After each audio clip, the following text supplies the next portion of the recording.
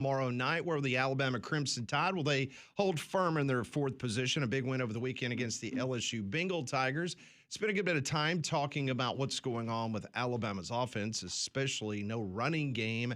Could that be the boogabear down the road for this Alabama football team? Good morning, good week. Auburn almost gets a win for interim head coach DJ Durkin. We talked about it many times before that 1 week the defense was not going to show up. And it just happened to be the same weekend that the offense decided to show up. So disappointing loss up in Nashville. Auburn now 0-3 lifetime against Diego Pavia as that secret formula continues to go for Diego as Vanderbilt gets the win in overtime against the Auburn Tigers. What's going on? How was Houston? Another loss for UAB, another disappointing loss for the Blazers. Did you get the picture I sent you of the hallway in the press box of Rice Stadium? Very confined. Mm-hmm. Yep.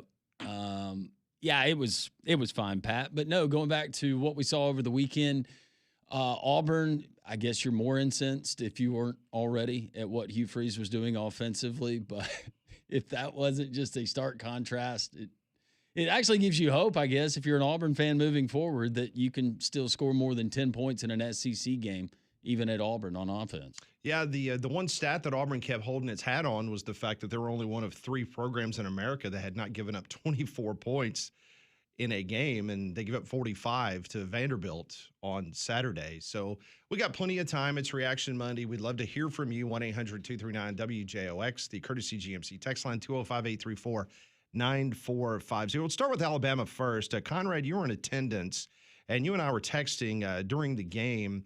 And once again, I know we have a lot of people on this program weekly talking about this Alabama offense.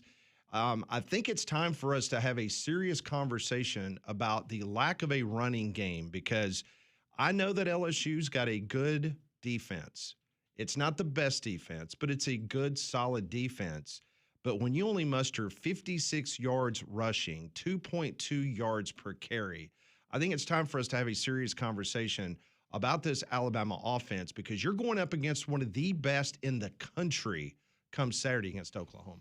Yeah, so maybe it's actually not that bad, because you weren't going to be able to run the ball anyways, and you can't. So you kind of already prepared for that game plan against an Oklahoma team. But yeah, it was the worst rushing performance that Alabama's had since against Texas A&M in 2023 when Jalen Milroe was the starter. And yeah, at this point, it is what it is. I think the most concerning part of it for me is that it seems like the running game is almost getting worse. It's not even staying pat to where it was early in the season. It's getting worse, it seems. And the reality of it is, I think that's seeping in a little bit to what you've seen from Ty Simpson the last couple of games, where he just hasn't quite been as sharp as he was early on in the season. And I start to wonder, does that weigh on you mentally of, we can't run the ball to save our lives, so everything offensively is on my shoulders as the quarterback, and maybe he's pressing a little bit, and that's why you see some of those deep passes are just a little bit off because of the pressure that he feels. But I think it's very safe to say right now, Alabama's a good football team. They should be a playoff team if everything holds serve. But if they can't find some semblance of a running game, I don't think this is a team that can win a national championship the way that they are currently constructed. Yeah, it was just another weird night. You kept trying to run the ball. Jam Miller could not go anywhere. You even tried a couple of sweeps. That didn't really go anywhere. So, yeah, granted, LSU was not much better running the football. They only had 59 yards rushing. So it's kind of crazy. You think back 10 years ago and you look at the way that LSU was built as a football program and the way Alabama was built as a program, and you fast forward 10 years and both teams combined 114 yards rushing. You're just like, oh, my gosh, what has happened in the game of college football? How much has changed? Well, and some people will go, well, it's Kalen DeBoer and Ryan Grubb. They like to throw the football. They don't run the football. When they went to the national championship game in Washington, they had a 1,200-yard rusher. Yeah. You don't have anything close to that right now in Tuscaloosa. No, you don't. But Alabama does get the win thanks to a savvy defense going up against have no idea what they're trying to run offensively. They don't LSU. either. I mean, that was pretty bad. Very bad. Tide's defense held LSU to just 232 yards of offense. More importantly, this Alabama defense has really rounded into the group that when the season first began or coming out of fall camp, that was the thing that people consistently told me. that this defense has an opportunity not to be the 1992 defense, but to be a very, very good group. And, they've rounded out, especially in SEC play. Think about this. They have allowed 8.83 points in the second half versus SEC teams this year. That's solid. So when you get in games like South Carolina or get into a game the other night with LSU, you're kind of leaning heavily on that defense. And once again, they came through holding LSU to a minimal yardage, and you had Nussmeier benched. Well, and you're going to have that because the lack of the running game, pivotal times, you get some of these down and distance, whether it's against Oklahoma, whether it's in a college football playoff, and you can't extend drives the way that they couldn't the other night, then you're going to have that defense to get a stop and to get them off the field and to hopefully win a football game. But, yeah, the defense has been really good.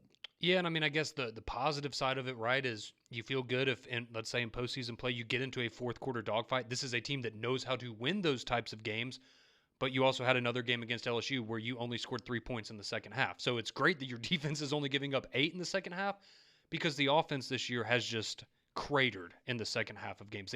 They can't finish drives for whatever reason. Kalen DeBoer, that magic that we talked about last week on the show about after buys, he's now 17-2 after a bye week. Matter of fact, since 2021, he is now 8-0 when he's coming off a bye week. So it's been huge for him in Tuscaloosa. Bama opens as a 6.5-point favorite over Oklahoma. I've already seen some books say it's up to 7 now.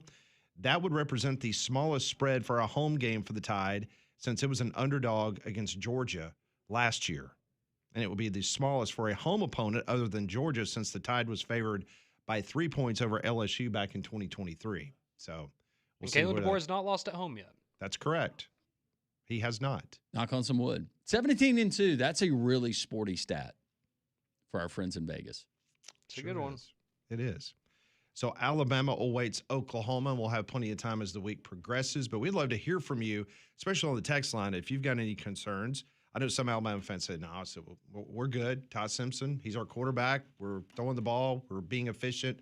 Don't need a running game. We've had guests on this show that has consistently told us that, the screen passes, the jet sweeps, the pop passes, whatever you want to call them, they've been saying that that's just an extension of the running game and going to be fine. So, okay. You also went for it on fourth down on that first drive, and you didn't make it. You had 3 attempts to get 1 yard, and you got 0 yards. Yes. That's pathetic. So, where was the pop pass there, right? Yeah. Also, I understand that maybe it's not what everybody wants to do. If you're going to line up the quarterback under center and run a quarterback sneak, which I applaud them for doing, because how many times you have to get 1 yard and they're lined up in the shotgun and now you got to get 6 yards instead of 1, maybe put somebody behind them, push them over the line a little bit. Mm-hmm. Yeah. Just an idea. People are doing that. It seems to work quite well for one team in the NFL, so maybe that would be something worth an attempt. So Alabama does get the win. Auburn played a spirited game against Vanderbilt. That was, and they called it at the beginning of the broadcast. It was like whoever's going to have the ball last is ultimately going to win this because defense was optional for both teams. But Auburn's offense showed out 563 yards, 38 points. Ashton Daniels threw for 353, ran for 89, 4 total touchdowns on the afternoon. Cam Coleman, Singleton, both over 100 yards on the second time since 1994 that Auburn has had 2 100-yard receivers in the same game. And so 2 guys that had 10-plus catches each. It's amazing what happens when you get the ball to your best playmakers consistently. The problem was maybe DJ Durkin was paying too much attention to trying to get the job because the defense, they couldn't stop Diego Pavia. Pavia had 377 yards passing, 112 rushing. He had 4 touchdowns. But the other issue in the game, Auburn was penalized 12 times. Yeah, this would get you beat. 12 times for 91 yards. Yep. So I know DJ Durkin was pretty excited after the game. I know Auburn fans, once again, you're kind of scratching your head going, I don't understand this. Why did Hugh Freeze? Apparently Hugh Freeze was the problem with the offense. The same coaches that called the game were on the staff the week before. You let maybe DJ Durkin said he was going to go to Derek Nix and say, hey, let's just focus on what these things that we do well. But yeah, to see that kind of turnaround with same personnel it wasn't against Mercer, it was against Vanderbilt and doing it on the road.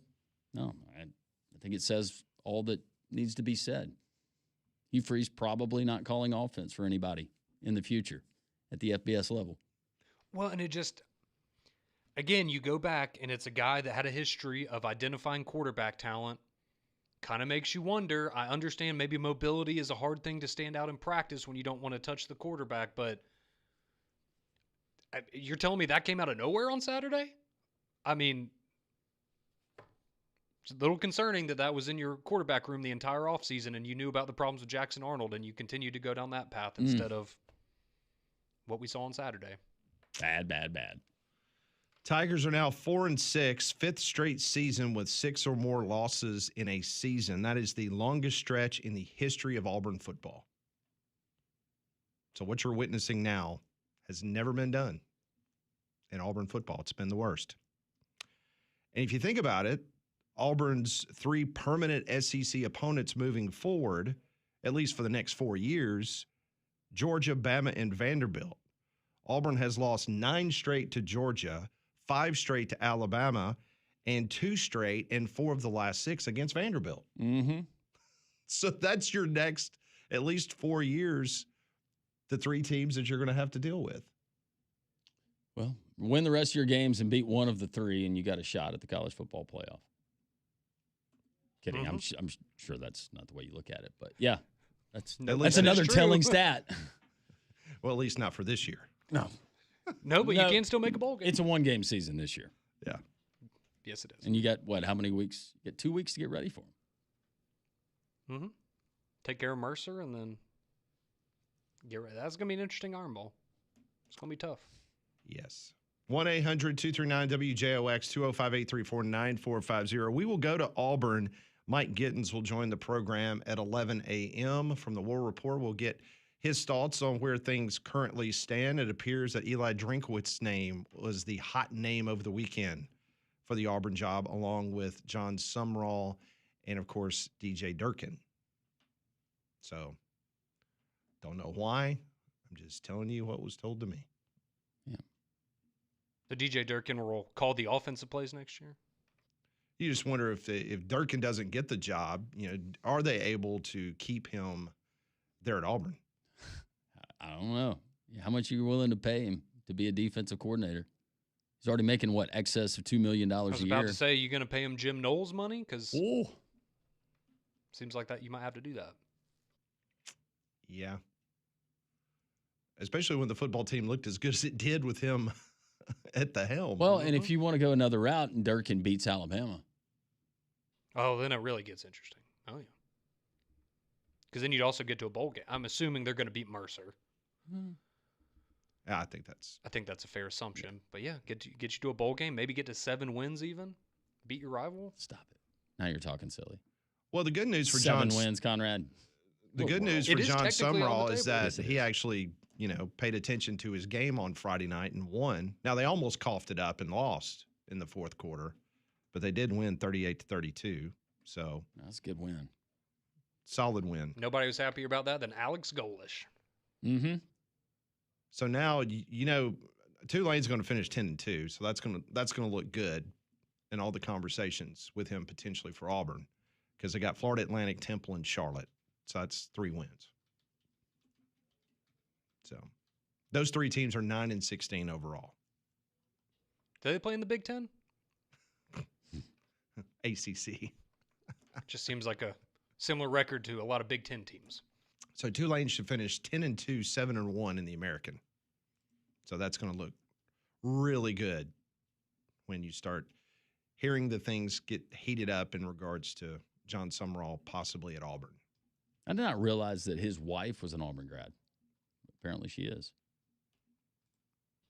And who was it? Oh, never mind. That was Arkansas with Alex Golish's wife. Mm-hmm. With the connection. Yeah, I don't know. Got to pay attention to the wives. I don't know if Alex Golish's wife went to Arkansas. She's from Greenwood, Arkansas. Yeah. So don't know where she went to school. So, all right, this is Reaction Monday. This is when we open up the phone lines. If you'd like to discuss what you saw over the weekend, we will get to that and your text. So wide open 10 o'clock hour for you on this Reaction Monday.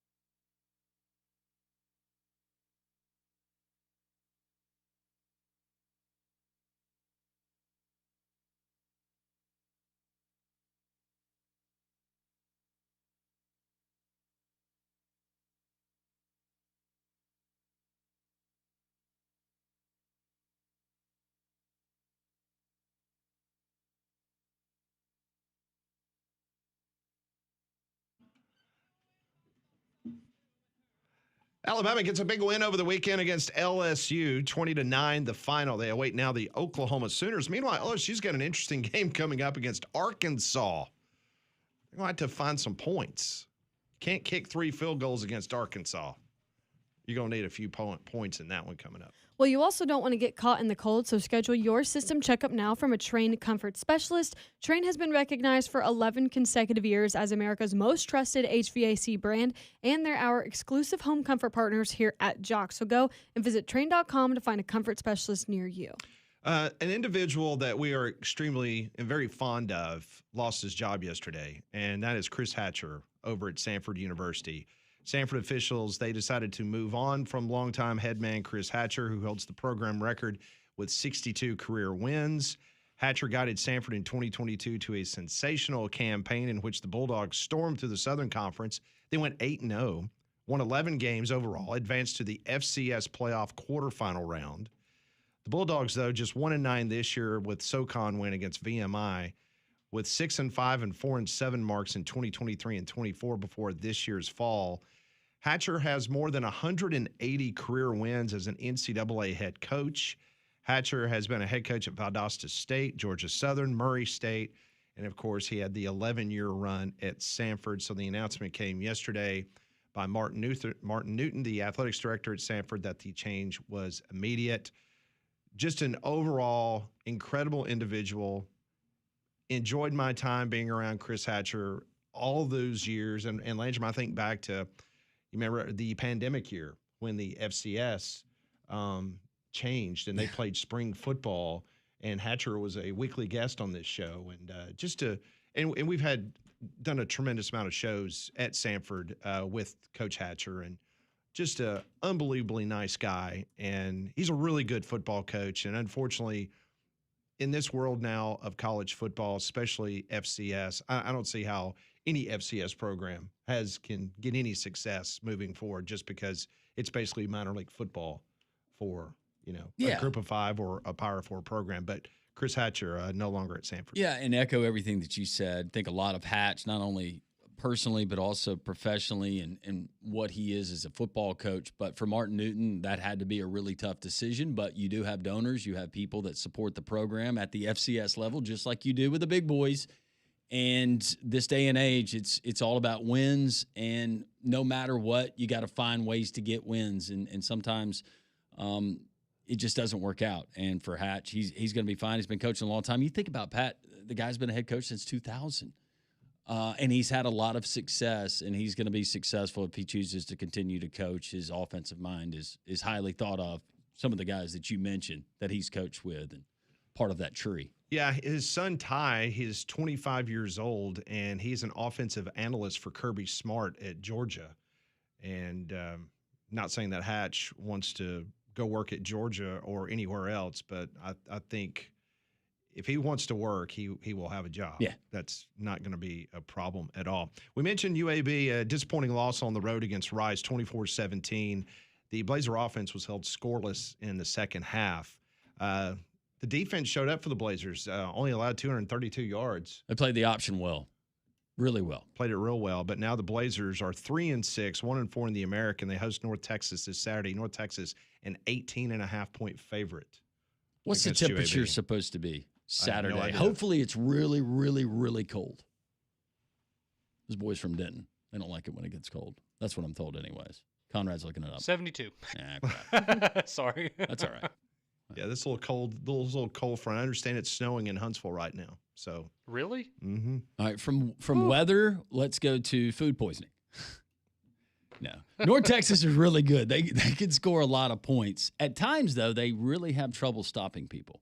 So 18.5, really. Woo. So we like the over, is what we're saying. Well, you're considering that UAB is going to score points? They scored none in the second half against Rice. Well, I'm just saying. They could score a lot in the first half versus North Texas. That's right. Or they could score in every single quarter. They could do that. Just get the dub. Get the dub. Just find a way. That's right. Doesn't matter. Just jumping around the SEC quickly before we get to calls. A&M impressive win on the road. Mm-hmm. I mean, you could make the argument that A&M shouldn't be the number 1 team in America. Yep. based on what they did over the weekend. Aggies gained over 400 total yards for the 8th straight game. They're good. They're very balanced. They're for real. Very balanced. They seem like they're getting better. Yeah. A&M is the only team this season with 3 road wins versus AP-ranked opponents. Texas A&M has more ranked road wins than Ohio State and Indiana have combined. Well, they're in a dogfight against But Penn Texas State this A&M's weekend, not the number 1 team in America. It's a team from the Big Ten. Go figure. Well, they don't look at the new metrics, apparently. Georgia, an impressive win over in Starkville, 41-21. Everyone wanted to make that a game. Remember, like leading up, it was like, be careful, be careful. No, not at all. Gunnar Stockton, 264, 3 touchdowns. Georgia had 305 yards rushing as a team. That's like a whole season for Alabama. Yeah. Yeah, I bet Jam's probably right around that for the season. Nate Frazier, 181 yards rushing. Goodness. Well, Also, the Georgia defense, I think they had 6 tackles for a loss in the game. Got after the quarterbacks. We saw a couple of them. They're very good. And I think this, going back to the Alabama thing for a second, I think this is what gives people pause is you look at what Texas A&M did to Missouri, you look at what Georgia did to Mississippi State, and you're going, well, when's Alabama going to do that to somebody? They don't have that killer instinct. It feels like that some of the other teams in the conference have. Well, Kentucky's got a killer instinct. Auburn woke them up. They took out Florida 38-7. DJ Lagway was benched after throwing 3 interceptions. Well, you've seen that script before. It was funny because he gets benched and Lane Kiffin retweeted a post by On3 saying Florida has benched quarterback DJ Lagway against Kentucky for true freshman Tramel Jones. Lane's been on a bit of a Twitter heater here the last couple of days. But here's the thing. The interceptions didn't help, but Kentucky, after Florida went up, 7-3, then I think the rest of the interceptions that Lagway threw were when Kentucky was up 24-7. So that just gives you an idea how badly they were dominated in that game. But for Lane Kiffin to tweet in the middle of the game, Oh, that's classic. just Well, I mean, he was celebrating proposals in the middle of his game on Saturday. well, this morning he was going to work and he took a screen grab and tweeted of the temperature in Oxford and said freeze warning. That's some of his best work. That's Yeah. one of his best posts, It for is. sure. Mm-hmm. But Kentucky rushed for 233. The Wildcats, remember when Nick Roush was on this show a couple weeks ago? And he kind of like brought up the fact of, oh, yeah, he said, if they win 3 of their next 4 and go bowling. They got, Tennessee Tech? Is that next? I mean, we're sitting there going, well, they're 4-5, 2-5 in the SEC. They can beat Louisville. And I thought the same thing over the weekend. He's replaced Billy Napier as best coach in the country when his back's against the wall now. Yeah. Just absolutely lighting it up. He really wants to stay in Lexington, it feels like. So this is how bad it is for Florida now. So you lose 38-7 to Kentucky.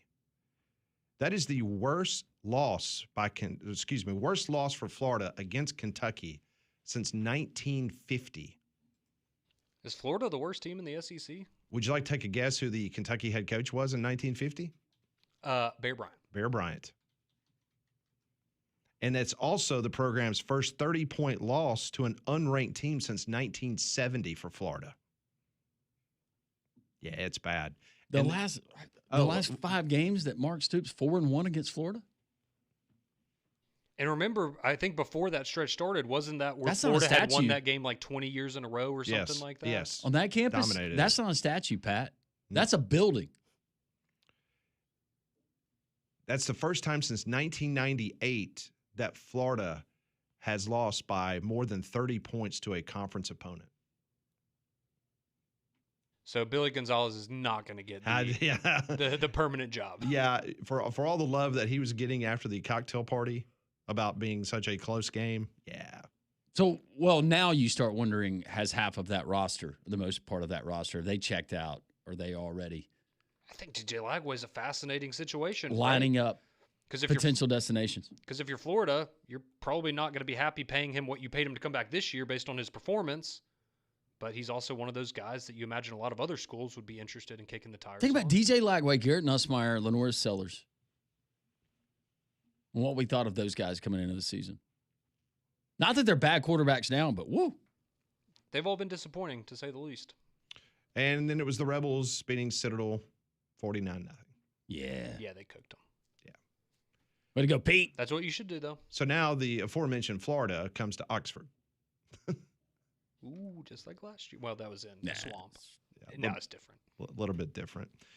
Basement waterproofing, concrete leveling, concrete repair. That's APS. That's what they do for a living. That's what they can do to help you if you're a homeowner. The professional waterproofers can easily identify the cause of a wet basement, musty odors, or mold problems and can provide you with a high quality waterproofing solution that will eliminate all of those problems we just mentioned. They offer free estimates in Birmingham and many surrounding areas. Concrete leveling, if you have sinking concrete around your home, Alabama Professional Services, they can lift and restore your concrete to help eliminate trip hazards and those pooling water situations after storms.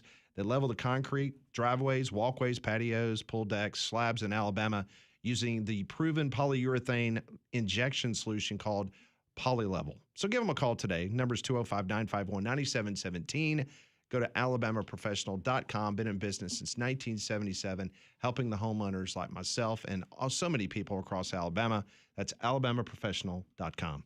We continue. We've got Mike Gittens going to join us at 11. We got Carlos and Larry hanging out on the phone lines. It's Reaction Monday. We love to hear your reaction. 800-239-WJOX. Or on the text line. Got plenty of those rolling through as well. 205-834-9450. It's three-man front on this Reaction Monday right here on your home for college football and more. Jocks.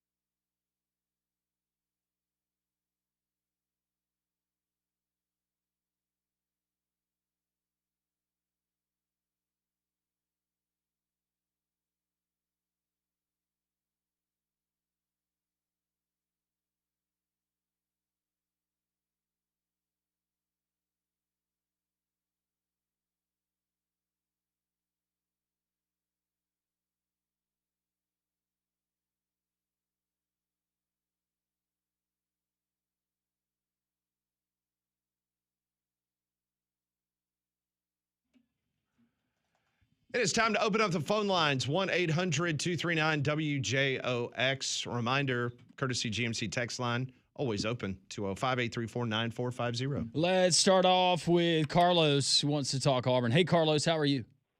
Everything good, man. How you doing? We're doing great. Thank you, sir. I want to make a comment that Pat made. Pat said that commentators and I guess his opinion too, said we'll have the ball last to win the game. Well, Auburn had the ball last, they didn't win the game.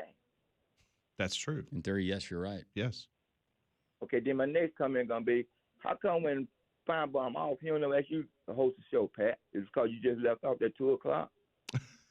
I don't know. I need to ask Paul. Y'all was getting cold. Yeah. I don't hear cold now. I don't hear you on now. Oh, man, I appreciate that. That's everything that Pat is always saying after we finish up 4 hours of live radio here, that he would love to do another 4 hours of live radio and TV. Let's go.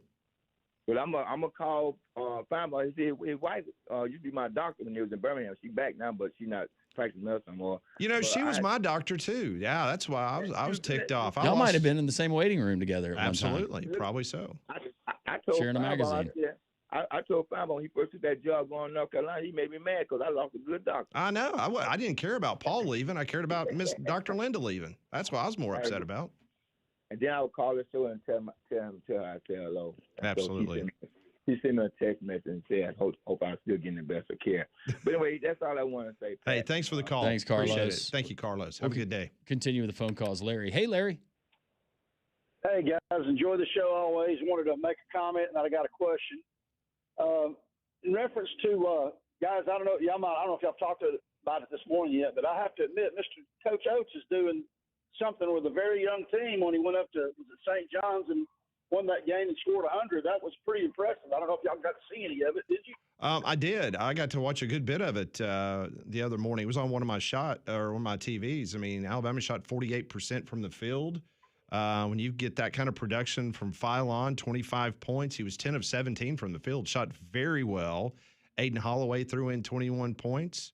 Reitzel looked good. They played a big physical. Yeah, they played a big physical St. John's team on their court. I think it was it on their court or was it the Square Garden? No, it was at Madison Square Garden.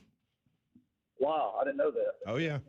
So I just want to make a comment, guys, or just my question is simply this, guys.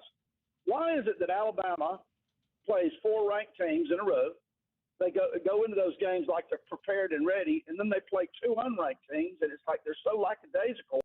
It's not like, Alabama's defense did well against LSU, and then they pull LSU's quarterback. I just don't get it. Now we're playing another ranked team in Oklahoma. Did y'all even sense that, or is that just something I'm thinking up crazy? I don't know. I just wanted to throw it out on the table, guys. Well, Larry, for me watching the game, the last 2 games have not been Ty Simpson's best games. He has not been as sharp as he was during that incredible run in which they beat 4 ranked opponents. It seems like I'm not saying he's pressing, but, some of those throws a little bit too high. I mean, he had a wide open Ryan Williams that was a potential big conversion, threw it high. Some of the deep shots they had the other night against LSU just overthrew Bernard, and I think it was Brooks on the other one, right? The other one? Yeah, that was the one that probably should have been pass interference, but yeah, missed him. But I mean, like for instance, in reference to the South Carolina game, they didn't even seem to be in that game until the 4th quarter, and then playing LSU, they didn't really do much until the 2nd quarter, and the defense was, pretty stout. LSU is unranked as well as South Carolina, but it seems like those games that they knew going into those games that were ranked. I don't know. That's just my opinion. But guys, enjoy the show every day. Thanks, Larry. We appreciate it. No, this Alabama offense, it's weird. It's almost like you feel like they're about to get going, and then abruptly there's a stop or there's a lull. Well, what just happened? Look at the end of the first half of that game. For whatever reason, when they get in these 2-minute drill situations, they are flawless. I mean, he nailed that deep ball to Latsier Brooks. Throws a great pass to Ryan Williams for a touchdown. Like boom, boom, 2 big throws. It's so confusing.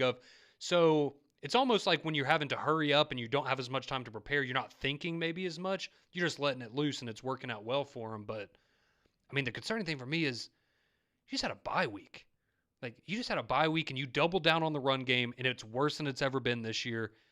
And the passing game it's still good, but it's not what it was against, Georgia, for example. I don't know how you explain that coming off of a bye week. Well, and this game in particular against Venables and this Oklahoma defense, Ty Simpson is going to see everything he could possibly see. Offensive line better be ready to play. Otherwise, it's going to be a lot of Ty Simpson on his back. You know, and one thing about this Alabama offense, so far this year, they've only had 3 games where, as a offense, that they've gone over 400 yards of total offense, and Ty Simpson's only thrown for over 300 3 times. So when you don't have that running game, you're expecting a lot more from the passing game. And granted, the defense has stepped up, and they're limiting what the opposition is doing. So maybe you're not in a situation where you're throwing the ball as much because you're trying to, especially in the fourth quarter against South Carolina and against LSU, you're trying to kind of, maintain and keep that clock rolling and try to run the football. But when you don't have a running game, man, that's Best offense you've played this year would be Tennessee. You allowed 20 And that was to the them. best win you have in terms of margin of victory. Yeah. Yeah, it's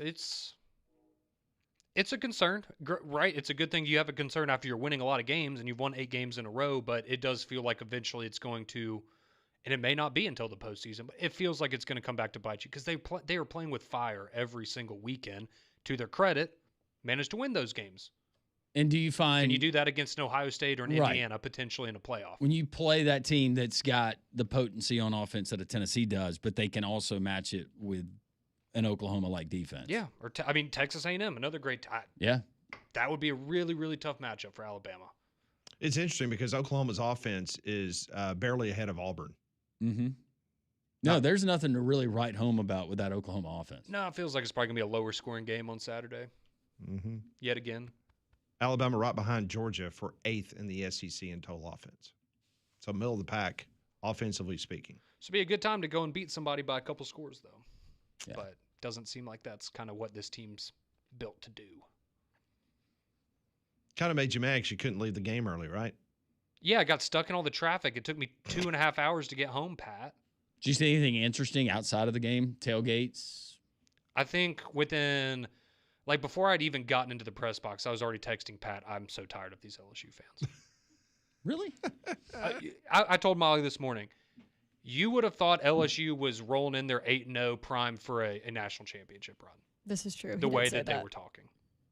And granted, Well, a lot of it was drunk. Conrad, if you Students. can't beat them on the field, you beat them at the tailgate. That's right. That's That's right. fanboy 101. Get all your talking in before the game. Yeah, and then after the game, walking out, They're it's, nowhere to be found. Oh, well, we just fired our coach. You only beat us by 11. Y'all suck. That was the narrative leaving the stadium. So they were, as you would expect, indulging in a lot of alcohol. No. The LSU fans, I know. Or you are going to have to pay Brian Kelly every red cent because he's not taking any of your silly buyouts. No, he turned down 2 settlements, didn't he? Mm-hmm. $54 million. I want all of it. You should get all of it. And I would want all of it as well. Mhm. You negotiated that contract. You signed it. I signed it. Yep. Pay me the money. Don't think that one will hold up in court super well for Yeah, I'm not Les the Miles. university. Les Miles wanted to go to Kansas, and so he just wanted to get out of there. We will continue with your calls and your text messages. This is Reaction Monday on Jocks.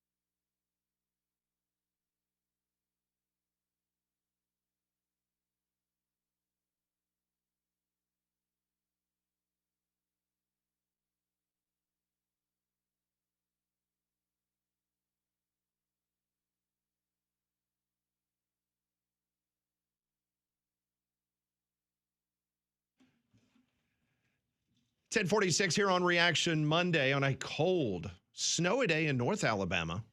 Some flurries going on in the Tennessee Valley. They always get the snow up there. Yeah, they get snow days all the time. We get nothing.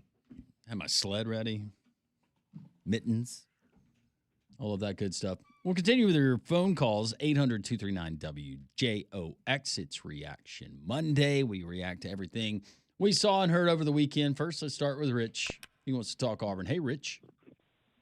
Hey, guys. How you doing? Doing well. How are you? I'm doing great. Hey, man. I was watching that Auburn game. I was quite shocked, to be honest with you, the way the offense played and everything like that. Sorry, I'm in the wind. And I called y'all last week, and I said, man, we just need to get an offense. Somebody calling the plays, get rid of Hugh and do something. And what happens when Hugh leaves? The offense is better now. I do think that the surprise of naming DJ as interim kind of threw a wrench in the defense because they said that Vandy went up tempo and they weren't prepared for it. I think they'll be better, but I would like to get your opinion on a couple of people, if you don't mind, on the offensive side of the ball. If you can hear me, I'm sorry. Yeah. Georgia Tech's OC, Buster, is it Owner? Let me pull up. Anyway, he's like making 1.5. Georgia Tech's 1.5 million. I mean, Auburn can slide him another million to get him to come down. Buster Faulkner. And make their hour drive, yeah. Yeah, I don't see Auburn making. Are you talking about for OC or head coach? Yeah, just if they did decide, here's the thing: if Cohen's wanting to wait till after the Iron Bowl to name a coach, that's going to give you at least a week or less of recruiting. And to save your recruiting class, you're going to have to either promote Durkin to save the whole package, or you're going to have to get somebody in there before the Iron Bowl to try and reach out to the recruits somehow. So I'm just thinking outside the box, promoting Durkin and getting a top-flight OC from somewhere to talk to these players that you got on your team now. You're already going to have to spend probably plus 30+ million to retain the ones you want to retain, Yeah, you're probably, I'll go ahead and stop you, Rich. You're going to have to sacrifice some of these recruits from this recruiting class. That's with a coaching change. Sure. There's no way to do it. And you're not going to make your decision for your future as head coach and base it on retaining whoever, whether it's your current roster, whether it's guys that you got through the portal, or whether it's new guys coming from the high school ranks. I agree, but let me ask you this real quick. In lieu of the schedule we got coming up the next couple of years, it's much more harder than what we've had the last two. Do you think the Auburn fan base and the powers that be are going to wait another 3 years to build the roster back up to be competitive? No, I think that they will try to do everything in their power to get them competitive and try to get back to a bowl game. It's been proven you can do it in other places. You can flip a roster. So, no, I don't think it's a 3-year build. This is much different than, to be fair, when Hugh Freeze took over for Brian Harsin. Oh, 100%. I mean, I will say this. Hugh Freeze recruit. I'll give him that. Auburn recruits. Hugh Freeze, yes, he did not hinder the recruiting, but I'm not going to put all of that. And Hugh Freeze was just a master recruiter, and that's the reason. There's a lot of good things to sell at Auburn. Oh, yeah, for sure. Well, I appreciate it, guys. Good talking to you. Thank you, Rich. Good talking to you. Let's go to Darian. Hey, Darian, how are you? What's up, y'all? It's me. Hey, what's up? What's going on, Darian? Yeah. Man, comrade, we talk all the time about the Bama deal. I'm actually not upset about how Bama plays Saturday. Now, I want y'all to think about it and look at it from this perspective. We knew LSU was going to come out and play inspired football coming off a bye week based off of having an interim coach. And then, two, they were talking about the joy being back in the locker room because BK stripped the joy out of the locker room and he wasn't allowing the alumni to come back into the locker room. So all that opened back up. I expected that game to be a close game. So for the defense to hold the offense to 9 points, they pulled Nussmeier in the second half. I understand Ty and the boys on offense didn't play that well, but how often can you win a game 20-9 and say you got things you can improve? improve on.